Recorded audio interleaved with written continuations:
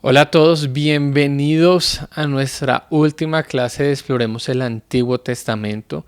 Esta es nuestra última sesión. Vamos a dedicarla a hablar sobre el libro de los escritos y hacer un pequeño cierre de todo el contenido que hemos hablado en clase. Si llegaron hasta acá, muy bien, felicitaciones. Ese es su premio, el conocimiento, el aprender cada día más, y más aún cuando estamos hablando de aprender más de Dios, de la Biblia. Realmente lo que nosotros hemos hecho acá es solamente una introducción de la introducción al Antiguo Testamento.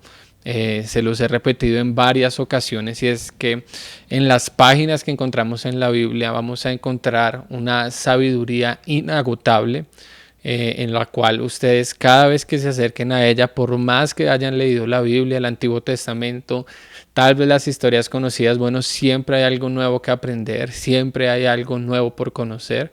Y esto es lo interesante de estudiar la Biblia, que es una tarea que vamos a gastarnos en ella toda una vida estudiando la Biblia, el Antiguo Testamento, el Nuevo Testamento y todo lo que encontramos en lo que es nuestra fe. Entonces, los felicito y queremos cerrar la clase y todo el curso de Exploremos el Antiguo Testamento hablando de dos de los libros de los escritos de la última sesión del Antiguo Testamento, y esos son el libro de los Salmos y el libro de Job. Obviamente no estamos tratando de decir que son más importantes que los otros, pero el libro de los Salmos tiene un protagonismo bien interesante, y el libro de Job también marca un contraste en lo que normalmente encontrábamos en la sabiduría de Proverbios y en la sabiduría que incluso encontramos en el libro de la ley, que es el Deuteronomio. Entonces vamos a hablar unos breves minutos sobre estos dos libros. Vamos a iniciar hablando del libro de los Salmos. Es el primer libro de los escritos, y como se los había mencionado la clase pasada, este libro inicia el Salmo 1 conectando el tema de la ley. El tema de la ley es lo que conecta las tres secciones de nuestra Biblia, lo que conecta todo el Pentateuco, pues porque nos vamos a dar cuenta que el protagonismo ahí se lo lleva la alianza con Dios, que es la ley. Vamos a encontrar en los profetas, que es un mensaje también central, y que el libro de Josué, como se los había mencionado, menciona ahí explícitamente de que no debe apartarse de nuestra boca el libro de la ley. Entonces ahí está la conexión, y el Salmo 1 hace exactamente lo mismo, hablar de la ley y de los frutos que va a producir en nosotros la ley. Es el libro de los Salmos. Lleva este nombre porque su raíz en griego da a entender que son cantos, salmos, cantos es realmente el significado. Y el valor que nosotros vamos a encontrar en este libro es que son las oraciones y canciones de Israel. Nosotros, cuando miramos el libro de los Salmos, debemos tener en nuestra mente de que esto no era solamente algo que se escribió, sino que fue para todo un pueblo y para generación tras generación, oraciones escritas que ellos leían, que se aprendían y que incluso cantaban. Nos vamos a dar cuenta que este es el libro más largo de la Biblia, más extenso, y también nos vamos a dar cuenta que en él nosotros vamos a encontrar muchísimos símbolos. Es abundante en símbolos, en imágenes, propio también de la literatura a la que pertenece, que es la poesía. Entonces, para ellos comunicar su mensaje usan bastante imágenes, y ahí está el desafío para nosotros de cuando leemos los Salmos. Cuando nosotros leemos algunos salmos y que habla de que el estar con los hermanos es como el aceite que se derrama sobre la barba de Aarón, y uno dice que es todo eso, bueno, son imágenes que eran tal vez comunes en la época, que se entendían, y que el desafío para nosotros es encontrar el paralelo, es encontrar el significado detrás de ello. Eh, Además, alguna forma en la que nosotros podríamos recordar esto, este libro de los Salmos era, hagan de cuenta que el Spotify de la época, donde ellos encontraban canciones y cantos y oraciones para todas las situaciones que ellos vivían. Por eso era el libro que más se había aprendido y que se usaba en el culto, y que además quedaba en la mente de las personas más que otra literatura. Y esto es porque pasa igual con nosotros hoy, es que la música, estas verdades que ellos confesaban a través de la música, de todas las celebraciones que ellos hacían, bueno, penetraban no solamente en su conocimiento, sino también en su corazón, y por eso este libro era tan protagonista para ellos. Y para nosotros incluso también lo es. Entonces no es que solamente se leían, sino que quiero que ustedes entiendan que este libro se oraba, que este libro se cantaba y se celebraba. Y esto lo hago porque parte de lo que dicen varias personas que han estudiado a profundidad este libro es que, entendiendo esta forma, entendiendo cómo lo atesoraba el pueblo de Israel, es que de esa misma manera nosotros debemos interpretarlo. Y cuando nosotros nos acercamos a un libro de los Salmos, entonces la pregunta que nos está haciendo toda la historia del Antiguo Testamento alrededor de este libro es: ¿por qué no lo vas a orar? Y es ahí donde se hace la invitación es la idea de que el libro de los Salmos no es solamente un libro para ser leído, sino para ser orado. Y que para que tú puedas entender a profundidad lo que hay allí, pues está primero la invitación a que tú lo ores y lo pienses en tu corazón de manera personal, pero también de una manera comunitaria. Vamos a encontrar estos dos factores en el libro de los Salmos. Una parte que va a ser muy individual, pero también vamos a encontrar que la gran mayoría de estos salmos tienen un clamor que es comunitario. Entonces, esto es bien importante. Otro de los puntos que debemos recordar sobre esta introducción al libro de los Salmos es que el libro está dividido en 5 secciones. Así está organizado, lo podríamos decir de la siguiente manera: el Salmo 1 al 41 es la primera sección, la segunda es del Salmo 42 al 72, luego del 73 al 89, del 90 al 106 y del 107 al 150. No es que esos fueran todos los salmos que se escribieron en Israel, fueron una selección hecha desde la fe, dan de cuenta, una playlist ahí, porque habían muchísimos más cantos, pero creo que tenemos en el libro de los Salmos, en estos 150, una gran variedad para entender cómo Israel entendió su historia y cómo ellos la narraban a través de estos cantos. Hay otras curiosidades de este libro que, por ejemplo, el Salmo 9 y 10 realmente eran uno. Y esto no solamente como mencionaron en el libro de los Salmos, sino que ustedes también lo tengan en mente. Y es que las divisiones por capítulos y versículos en el original no estaban. Esto fue una ayuda que fue mucho después de que se escribieran estos libros, con el fin de poderse ubicar más fácil, pero que a veces nos juegan una mala jugada creyendo que algo termina ahí cuando realmente es una historia completa. No pasa solo con el libro de los Salmos, con el Salmo 9 y 10, sino pasa bastante con el Evangelio y con diferentes partes de la Biblia. donde hay alguna división que desconecta lo que realmente estaba en una sola historia. Pero esto no es lo mismo, no, lo único. En el Salmo 42 y 43 también sucede lo mismo.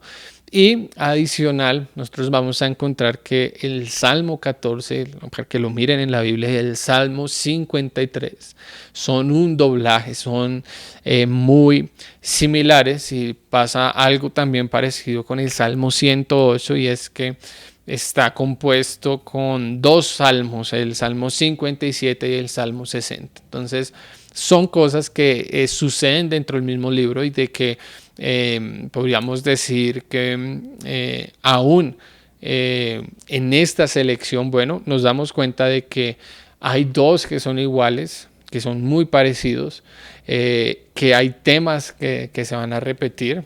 Es importante que también nosotros podamos clasificar un poco de qué se tratan estos salmos, y vamos a hablar un poco más de eso más adelante.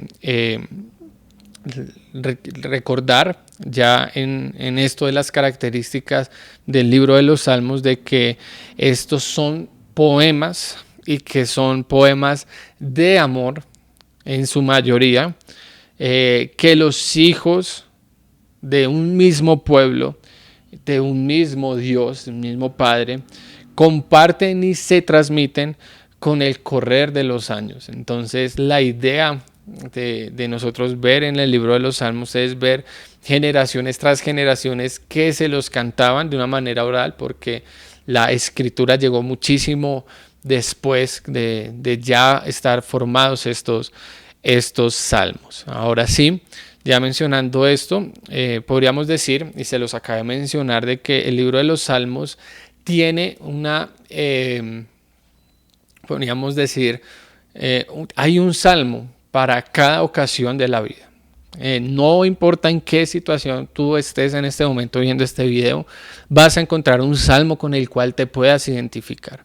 Entonces vamos a encontrar en los salmos todas las emociones en su furor, y dándonos a entender que nuestras emociones son permitidas para relacionarnos con Dios. Nosotros vamos a encontrar que hay detrás de los salmos, hay gritos desesperados porque Dios hable, porque Dios actúe, porque Dios destruya. Y esto es bien interesante, porque se los dije que los salmos son oraciones. Bueno, hay oraciones en los libros de los salmos que son violentas, que están pidiendo violencia. Y no se trata de que se está legitimando la violencia en el libro de los salmos, sino que se legitima o que es legítima la oración sincera, donde nosotros ponemos nuestra comunicación con Dios y le decimos: me encantaría que esta persona que me hirió pasara por estas cosas, que pasara por estas diferentes situaciones. Bueno, el libro de los Salmos es el libro que nos permite dirigirnos a Dios, y que es un espejo para darnos a entender de que podemos dirigirnos a Él cualquiera que sea nuestra situación, cualquiera que sean nuestras emociones. Por eso les digo, hay muchísima variedad en el libro de los Salmos, pero ya hablando de las categorías que podríamos encontrar, son muchísimas, pero voy a mencionarle tres de ellas que son las principales. Y la primera de ellas es himnos. Y himno se relaciona bien con salmo, con canto, pero lo importante acá del himno es que es un llamado a todo el pueblo, a todas las personas que están alrededor, a alabar a Dios. Y no se dice alábenlo porque sí, sino que el mismo salmo les da una razón para hacerlo. Entonces él les dice: todos alaben a Dios. ¿Por qué? Pues porque Él es bueno, porque Él es misericordioso, porque Él es el creador, porque Él es el dueño de todo. Entonces ahí está ese himno que es tratando de contemplar y admirar lo grande, bueno, poderoso, que nunca pierde de nuestro Dios. Entonces estos son los himnos, nos vamos a encontrar bastantes de ellos.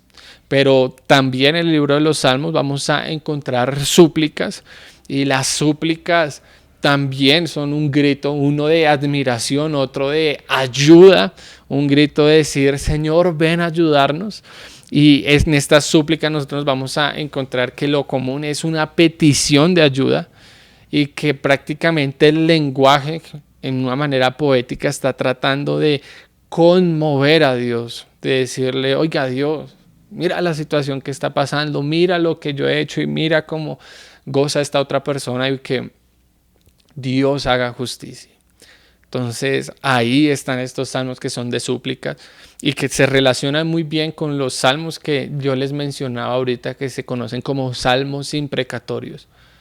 Y son los salmos que hablan y que tienen un lenguaje bastante violento y que se vuelve una súplica por justicia para que Dios responda a favor de su pueblo y castigue con violencia, con sangre, con muerte a todos los enemigos de Israel, a todos los enemigos del pueblo. Entonces ahí también se relaciona muy bien este tipo de salmos. Y les recuerdo, es una forma de expresión, una forma de mostrar la humanidad tal y como es. Y también otro de los salmos otros salmos que vamos a encontrar allí en el Antiguo Testamento son de acción de gracias, y es la idea de cómo pagar al Señor el bien que me ha hecho.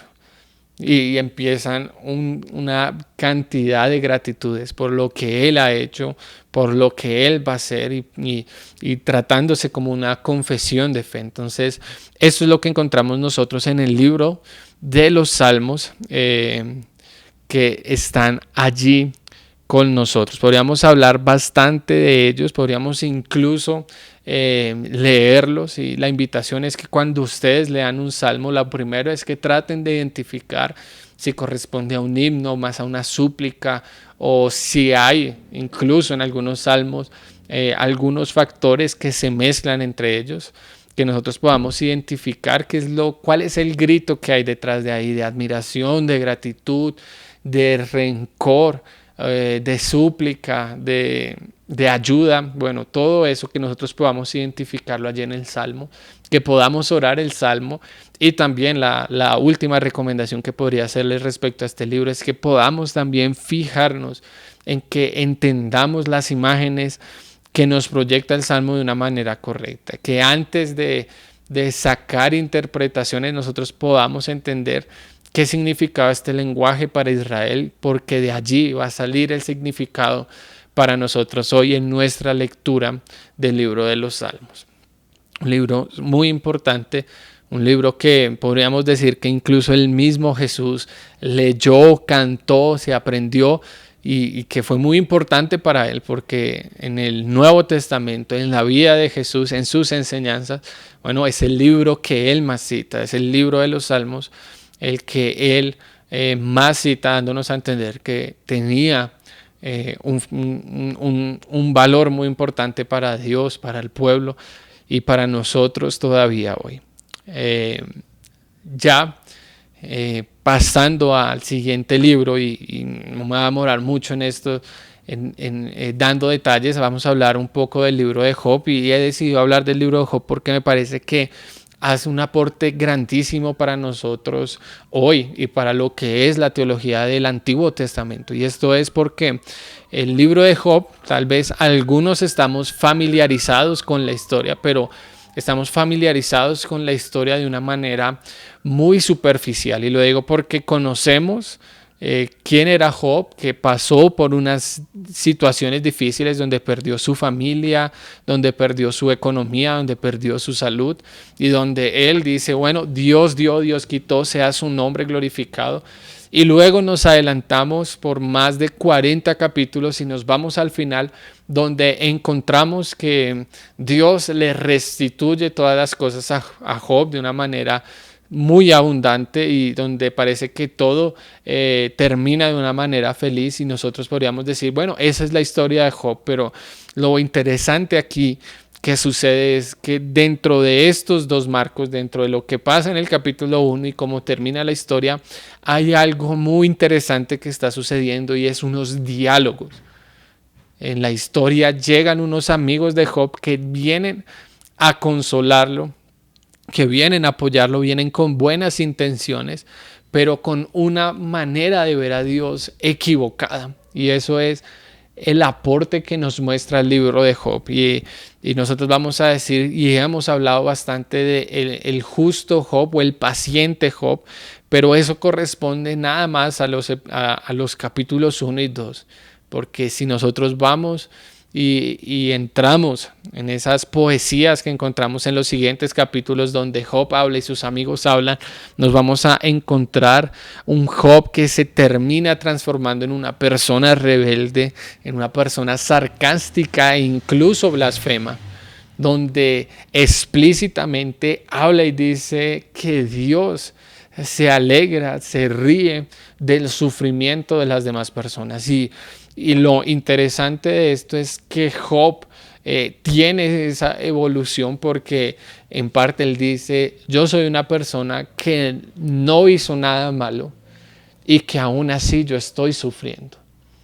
Y esta es el núcleo de lo que vamos a encontrar en el libro de Job y la invitación para que todos podamos leerlo, porque el libro de Job es una vuelta a lo que nosotros vamos a encontrar en el libro de Proverbios y en el libro incluso de Deuteronomio, en ese capítulo famoso de Deuteronomio 28 de las bendiciones, y es de la teología de la retribución, que también puede juntarse muy bien con la siembra y la cosecha. Y hablo de esto porque el libro de Proverbios y el libro de Deuteronomio nos enseña, tú haces el bien y las cosas van a salir bien.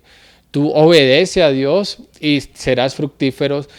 Plaga no va a tocar tu morada, ¿verdad?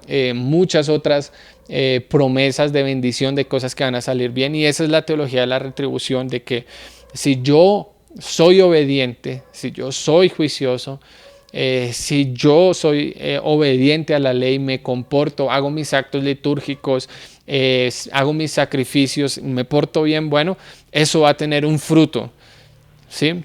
Pero, y va a tener un buen fruto, pero lo que está tratando de decir el libro de Job es que no siempre sucede así, porque Job actuaba de buena manera, Job era justo, pero le vinieron desgracias a su vida. Me parece bien interesante de que podamos entender esto porque el libro de Job está tratando de que haya una reflexión sobre la vida, sobre el sufrimiento y sobre Dios más profunda. Porque lo que más se critica en el libro de Job de los amigos de él es ese simplismo teológico, y se relaciona bien con la teología de la retribución, de que no ponen en tela de juicio las cosas que están sucediendo, sino que simplemente la conclusión a la que ellos llegan es, bueno, si Job está pasando por ese sufrimiento es porque ha cometido un pecado, ha hecho algo mal, no ha confesado algo, y ese pensamiento es un pensamiento que hasta el día de hoy permanece. Que nosotros miramos a las personas con sospecha, con malos ojos, diciendo, bueno, si le fue mal, seguramente es porque hizo algo malo, porque la vida le está pagando el karma. Pero lo interesante que vemos acá es que Job no está pagando ningún karma, sino que nos está mostrando que en ocasiones la vida va a ser así, donde tú actúas bien y las cosas no van a salir bien, donde tú eres una persona correcta y no vas a obtener buenos resultados en tu vida. Y eso es lo que está sucediendo con Job, y por eso en el libro de Job, en todas sus angustias y en lo que está, él habla y lo mencionamos, casi hasta blasfema de Dios, y Dios termina el discurso diciéndole a los amigos de Job, diciendo, ustedes no hablan verdad de mí, pero Job sí lo hace. Y lo interesante es que los amigos de Job estaban defendiendo la lealtad, la imagen de Dios, diciendo, no, Dios no es injusto, Dios no te está haciendo mal porque quiere, sino que hiciste algo malo. y tal vez Dios se ofendió porque estos amigos no dieron el espacio para que se pudiera reflexionar sobre Dios de una manera más profunda. Nosotros al otro lado encontramos que Job sí ha hablado bien de Dios en todo momento porque ha tenido una idea más exacta de lo que es Dios y no lo ha encasillado en fórmulas baratas, mientras que los amigos sí estaban encasillando a Dios y lo que normalmente nos pasa a todos nosotros. Job no lo estaba haciendo, desencasilló a Dios y empezó a cuestionarlo, y ahí fue donde encontró una respuesta. Entonces, en todo este diálogo, todo lo que se extiende en el centro, nos vamos a encontrar un libro entero donde se reflexiona sobre el dolor y donde la misma Biblia nos permite hacerlo. Así que esto es bien interesante del libro de Job, una corrección a esa manera simplista de nosotros pensar, y no tratando acá de decir de que entonces simplemente hagamos las cosas mal porque la ley de la siembra y la cosecha no sirve, no existe. No, pero nosotros también entendiendo de que hay algunas cosas que se alejan de la normalidad y donde aún estamos invitados a actuar bien, de buena manera. Lo admirable de los primeros capítulos de Job es que aún recibiendo un pago inmerecido, él actúa y mantiene su fidelidad a Dios. Y esa es la invitación, a pesar del dolor, de las dudas, de los sufrimientos, seguir con nuestra fidelidad a las creencias que tenemos de Dios. Entonces, este es el aporte grandísimo y bueno que encontramos en el libro de Job. Los invito a leerlos, les invito a leer el libro de los Salmos y los invito en general a leer el Antiguo Testamento. Esto es lo último que quería por decirles. Gracias por ver la clase hasta acá, y para finalizar solamente quiero hacer una única recomendación para cuando nosotros sigamos en nuestra lectura personal del Antiguo Testamento, que es muy valioso, y es que nosotros podamos leer el Antiguo Testamento entendiendo y con el lente de que Cristo ya llegó.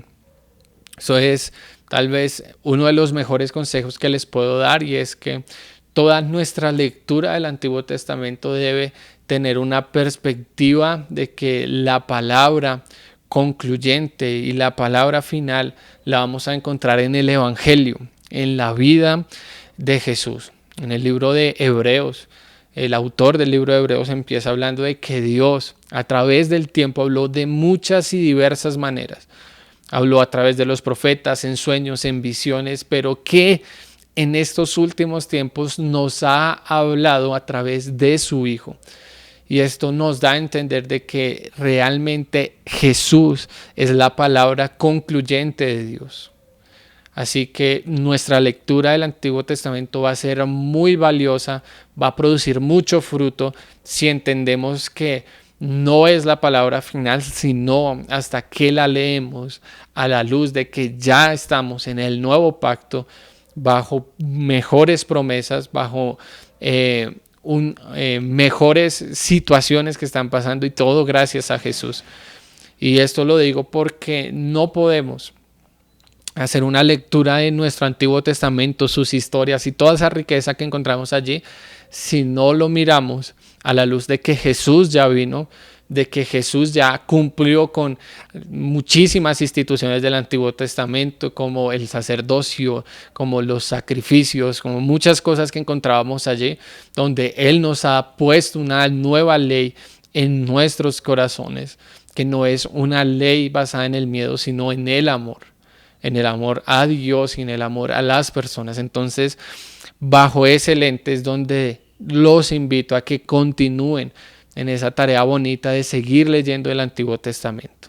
Esta fue nuestra clase. Tal vez a lo largo de ella solamente salieron más dudas que respuestas, pero se los repito nuevamente, dudar no está mal, porque cuando nosotros dudamos y reflexionamos realmente en nuestra fe es cuando van a venir las convicciones a nuestra vida. Así que gracias por acompañarnos todo este tiempo en estas sesiones que tuvimos de aprendizaje del Antiguo Testamento y todo lo que hemos aprendido allí como suministro inicial para nosotros seguir aprendiendo más sobre cada uno de estos libros y claramente también sobre el Nuevo Testamento. Nuevamente, muchas gracias por ver las clases hasta acá.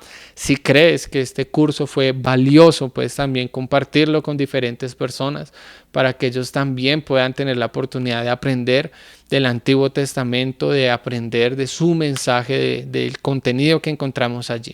Así que Dios los bendiga a todos y espero que tengan un aprendizaje mucho más profundo, que sigan investigando, que sigan leyendo la Biblia y que sigan amando a Jesús.